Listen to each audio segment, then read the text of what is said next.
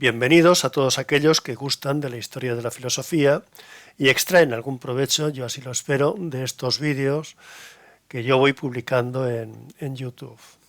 Espero que les sean útiles. Hoy toca hablar de Godofredo Guillermo Leibniz. Leibniz nació en Leipzig el año 1646 y murió en 1716. Era hijo de un profesor de filosofía moral de la universidad de esa ciudad.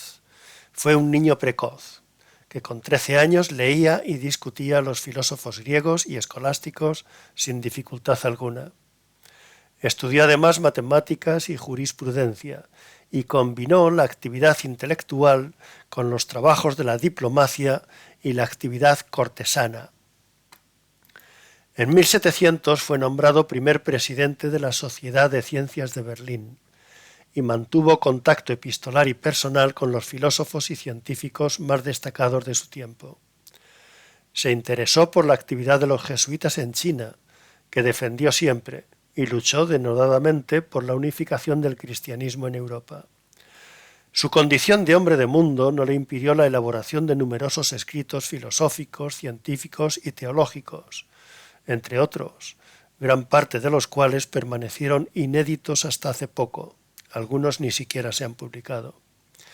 Algunas de sus obras filosóficas más renombradas son Discurso de Metafísica, Nuevo Sistema de la Naturaleza y de la Interacción de las Sustancias, Los Principios de la Naturaleza y de la Gracia y la Monadología.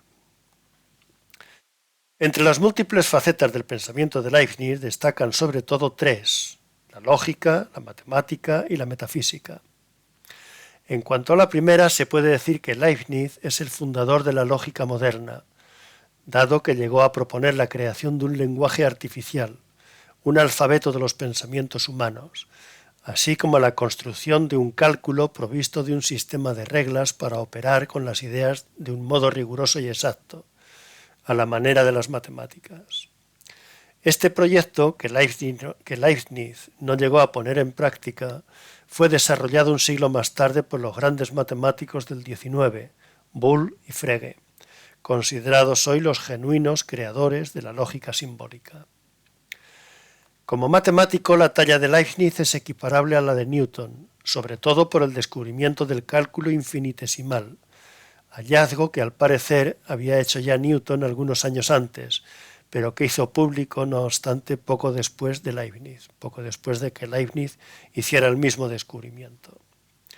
La relevancia de Leibniz desde el punto de vista filosófico reside particularmente en su teoría de la sustancia individual, la mónada.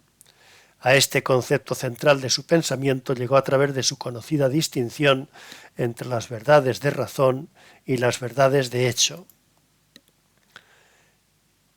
Leibniz polemiza con Spinoza a propósito de la idea de un orden geométrico del universo, porque lo considera incompatible con la defensa de un Dios que crea el mundo libremente.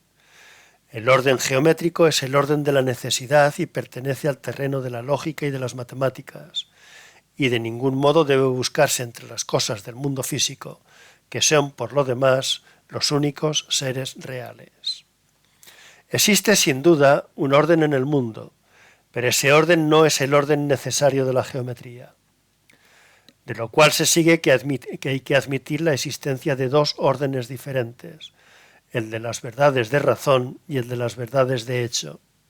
El primero corresponde a las proposiciones necesarias y el segundo a las llamadas proposiciones contingentes o existenciales.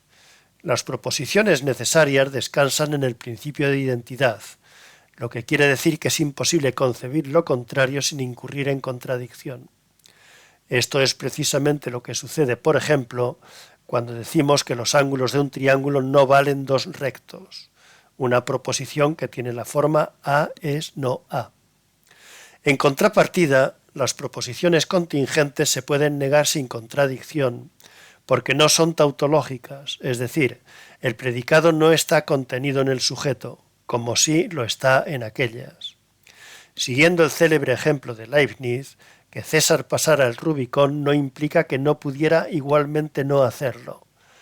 Dada la personalidad de este general y dictador romano, es improbable que hubiera hecho otra cosa que la que hizo, pero no es imposible, porque su opuesto no era contradictorio. Las verdades de razón son necesarias, en cambio las de hecho no son verdades necesarias, si bien para una inteligencia infinita como la divina son todas iguales. Decimos que las primeras son analíticas, porque al proceder a la división de las mismas las podemos descomponer en sus primeros elementos, que son verdades evidentes por sí mismas. Sin embargo, la división de las verdades contingentes no termina nunca, dado que tal operación conduce a una serie infinita de verdades que sólo puede resolverse recurriendo a Dios como causa externa. Así, el análisis de un sujeto como César no nos permitirá jamás conocer la serie completa de razones que le llevaron a desobedecer al Senado y cruzar el Rubicón sin disolver su ejército. Un conocimiento de esta clase solo Dios puede tenerlo. Por eso dice Leibniz que las verdades de hecho no son menos analíticas que las otras, pues el intelecto divino las considera a todas por igual. Es decir, en el entendimiento de Dios, todas son verdades de razón.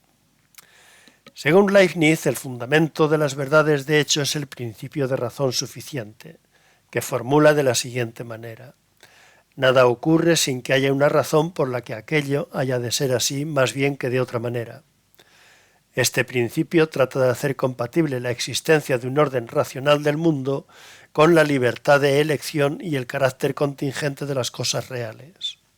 De esta manera quiso Leibniz responder a Spinoza por su defensa de un orden necesario del universo que no admite otra lectura de la conexión causal que la puramente lógica. Esta era la opción o la opinión de Spinoza. El tipo de causalidad que propugna Leibniz en contra refleja claramente la influencia de los escolásticos españoles del siglo XVI, para quienes el orden del mundo es debido a la intervención de Dios, hacedor de todas las cosas. La creación de este mundo particular es el resultado de la elección divina entre todos los mundos posibles, acto sin el cual no podría darse el paso de la posibilidad a la existencia, y la razón suficiente para elegirlo es de tipo moral, el criterio de lo bueno y lo mejor. Leibniz lo explica del modo siguiente: tan pronto como Dios ha resuelto crear alguna cosa, tiene lugar un combate entre todos los posibles, ya que todos pretenden a la existencia. Aquellos que juntos producen más realidad, más perfección, más inteligibilidad, triunfan. Claro es que todo este combate solo puede ser ideal, es decir, que solo puede consistir en un conflicto de razones en el entendimiento más perfecto, que no puede dejar de comportarse en la forma más perfecta y por consiguiente elegir lo mejor. Hasta aquí la cita de Leibniz. El optimismo de Leibniz, del que tanto se ha hablado, del que se burló Voltaire, no es nuevo, sin embargo, en la historia de la filosofía. Desde la antigüedad, con Platón y Aristóteles, el ser se ha pensado siempre como algo bueno y perfecto. Los filósofos escolásticos, bajo el influjo de estas ideas, que recibieron a través de los filósofos árabes, consideraron el bien como uno de los predicados trascendentales del ser. El ente y el bien era para ellos lo mismo. El examen de la relación existente entre el sujeto y el predicado de las proposiciones existenciales o verdades de hecho condujo a Leibniz al concepto central de su filosofía, el de sustancia individual. Mientras que en las verdades de razón el sujeto y el predicado son lo mismo, en el sentido de que el predicado está comprendido expresamente en el sujeto, en las verdades de hecho el sujeto y el predicado no son idénticos, lo cual no quiere decir que no exista conexión alguna entre ambos, dado que si una predicación es verdadera tiene que estar contenida en el sujeto, si no de forma expresa, sí virtualmente. Esa conexión existe, por supuesto, y viene dada por el principio de razón suficiente. El sujeto contiene la razón suficiente del predicado. Esa es la conexión. Pues bien, ese sujeto es la sustancia individual, El principio lógico de razón suficiente se convierte así en un principio metafísico. Leibniz lo expresa en los términos siguientes. Es cierto que cuando muchos predicados se atribuyen a un mismo sujeto y este sujeto no se atribuye a ningún otro, se le llama sustancia individual. Y un poco más adelante añade, siendo esto así, podemos decir que la naturaleza de una sustancia individual o de un ser completo consiste en tener una noción tan acabada de él que baste para comprender y deducir de ella todos los predicados del sujeto a quien se atribuye esta noción. Hasta aquí la cita. Para Leibniz, la sustancia no corresponde a un solo ser, Dios o naturaleza, como en Spinoza. La sustancia es el sujeto que contiene expresa o virtualmente todos los predicados que pueden atribuírsele. La sustancia consiste, por tanto, en la noción completa de todo lo que puede acaecer a un sujeto, de tal manera que lo que pueda hacer de él, lo que pueda hacer o padecer un individuo, no es algo ajeno a él, sino el despliegue de lo que está contenido en su ser. La naturaleza de Alejandro Magno, por ejemplo, incluye la razón suficiente de todos sus actos, que fue rey de Macedonia, que venció a Darío en Gaugamela, que murió en el palacio de Nabucodonosor II, etc. Pero no es posible obtener a priori, mediante el análisis del sujeto, un conocimiento completo de la sustancia. Tiene que ser a posteriori, acudiendo a otras fuentes como la experiencia o la historia. En verdad, un conocimiento a priori de las sustancias individuales únicamente puede tenerlo Dios, pues sólo Él es capaz de prever, de un modo infalible, cuanto ha de sucederles. La característica esencial de la sustancia es para Leibniz acción, actividad, fuerza, por lo que no cabe hablar de otra sustancia que la espiritual. En cuanto al cuerpo, la res extensa cartesiana, Leibniz entiende que no es más que un agregado de partes. Estas partes simples a las que se reduce la materia corpórea no son, sin embargo, propiamente materiales o corporales, sino átomos formales que reciben el nombre de mónadas. Las mónadas son, por tanto, las sustancias simples que constituyen los elementos de todas las cosas del universo. Son principios activos o unidades de fuerza que carecen de partes, por lo que son incorpóreos e inextensos. Por su condición de elementos simples no pueden tener origen ni desaparecer de forma natural, sino por acción directa de Dios. Tampoco pueden recibir influjo alguno del exterior por causa de su simplicidad. Las mónadas, dice Leibniz, no tienen ventanas por donde algo pueda entrar o salir. Pero esto no significa que las mónadas sean indistinguibles unas de otras. De hecho, no puede haber en la naturaleza dos seres completamente iguales. Y lo mismo puede decirse de las sustancias simples, provistas de algunas cualidades que permiten su diferenciación. La diferencia entre las mónadas, según la analogía del alma, se derivan del grado de percepción y apetito que cada una posee. La percepción, dice Leibniz, es el estado interno de la mónada cuando representa las cosas externas. Y añade, la acción del principio interno, que verifica el cambio o tránsito de una percepción a otra, puede llamarse apetición. Por encima de este grado ínfimo de la percepción está la apercepción, que es la conciencia o conocimiento reflexivo de ese estado interior. Este grado de percepción no pertenece a todas las mónadas por igual, sino solo a aquellas que poseen memoria y sentimientos, como las almas animales. Sobre ellas se sitúa el alma de los seres dotados de razón, que es el alma humana o espíritu propiamente dicho, y finalmente está la mónada suprema, que es Dios.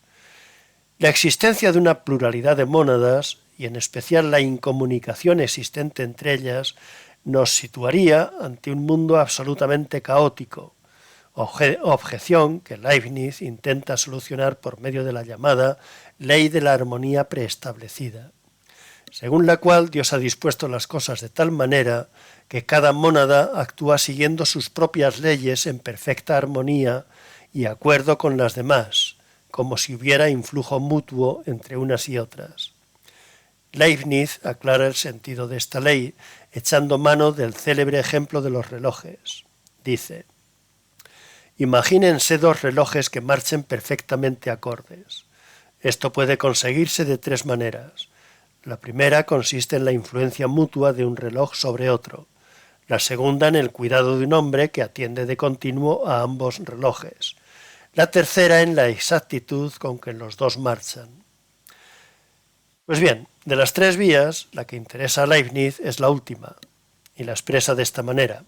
La tercera vía será hacer desde luego los dos relojes con tanto arte y exactitud que podamos estar seguros de que han de marchar acordes en adelante, y esta es la vía del consentimiento preestablecido.